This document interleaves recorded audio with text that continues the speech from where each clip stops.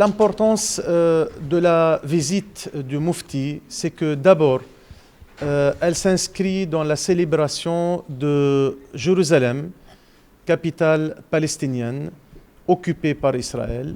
Cette célébration de Jérusalem, capitale permanente de la culture islamique, qui est une décision entreprise par le Conseil des ministres de la culture de pays de l'OCI en 2018 à Manama au Bahreïn.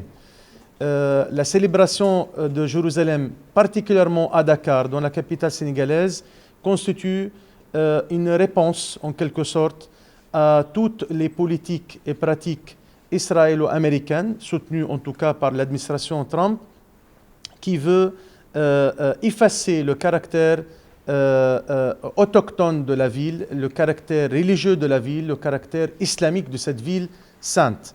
Donc, en réponse à cette interdiction de célébrer Jérusalem par son peuple autochtone résident de la ville, on a décidé de transférer Jérusalem vers les capitales du monde entier.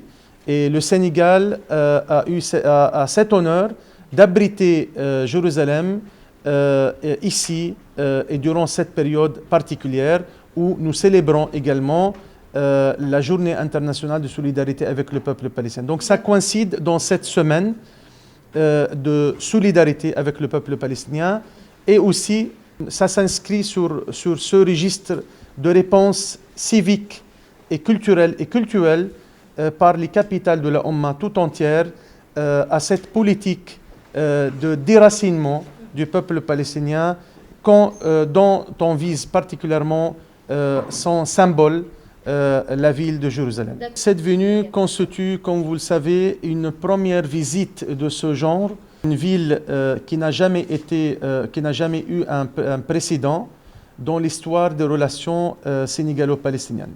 Le Mufti, il représente non seulement un homme religieux, un homme de Dieu, un homme prêcheur, mais c'est un très grand jurisprudent de la Oumma arabo-islamique.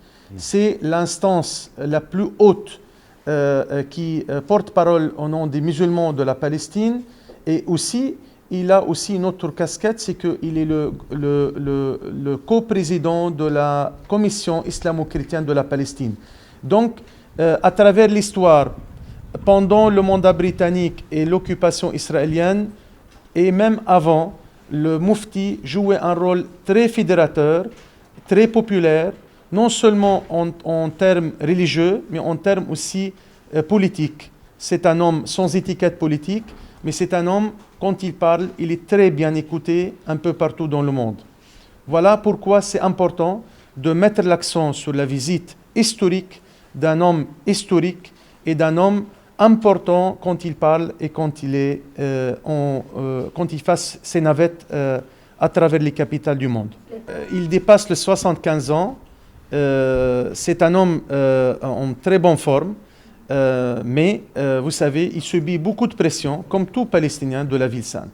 Le fait qu'il fasse plusieurs escales pour arriver à Dakar, en durée d'un voyage qui est presque plus de 24 heures, parce qu'il doit dormir une nuit à Amman pour se préparer un voyage avec un escale à Tunis. Ce long voyage était destiné au Sénégal. Il ne fait pas de déviation, il ne fait pas d'autres arrêts. Donc il vient spécifiquement au Sénégal et directement à Dakar. Le programme est très chargé, comme vous l'avez constaté, mais il y a deux événements phares. Le premier, c'est l'exposition vernissage de Jérusalem, capitale de la culture islamique, au Grand Théâtre National, mardi prochain, 26 novembre à 17 h, en présence effective du ministre de la Culture et d'autres autorités. Et le deuxième, c'est la grande conférence animée par le Mufti lui-même et d'autres autorités autour à l'UCAD 2, jeudi 28 novembre à 9h30 du matin. Donc, sinon, sa visite contiendra plusieurs rencontres et audiences à caractère religieux avec l'archevêque de Dakar, avec toutes les grandes familles religieuses, également visite et prière dans plusieurs mosquées importantes de la capitale, comme la mosquée Omaria, la grande mosquée de Dakar, la grande mosquée de Masalik el-Jinan et d'autres, et également rencontre dans les fiefs des familles religieuses, Kaolack, Touba, Tivaouane, etc. Donc voilà, c'est tout ça avec la visite historique de l'île Gorée.